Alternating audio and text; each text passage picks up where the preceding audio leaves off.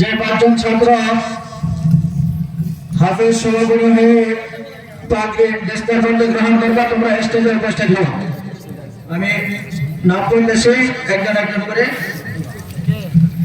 হাফেজ মোহাম্মদ শরীফুল ইসলাম, পিতা আমানুল্লাহ, গ্রাম পাহাড়পুর, বাবুগঞ্জ, পোস্টঅফিস মোহাম্মদ বাজার, থানা ভুলবাড়িয়া, জেলা ময়মনসিংহ। ও লজিং খাইতো লজিং মাস্টার ছিলেন আবুল কালাম মাস্টার। 2 নম্বর হাফেজ মোহাম্মদ মঞ্জুরুল ইসলাম, পিতা মোহাম্মদ আব্দুল খালেক, গ্রাম Morishpara, Garobazar, Madhupur, Tangail. Lodging master Tofazzal Hossain, Sajibari. 3 number Hafez Mohammad Siam, পিতা মোহাম্মদ শফিকুল ইসলাম, গ্রাম মরিশপাড়া, গারোবাজার, মধুপুর, টাঙ্গাইল। ও লজিং ছিল মোহাম্মদ গোলাপ হোসেনের ঘরে।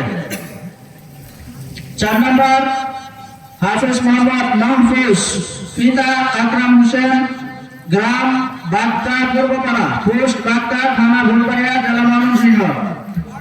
Lodging master doctor Khairul Islam Sarkar. 5 number Hafez Mohammad Rajibul Islam, পিতা মোহাম্মদ আহমদ আলী, গ্রাম কৃষ্ণপুর। লজিং ছিল ওমর ফারুক ভাইয়ের ঘরে।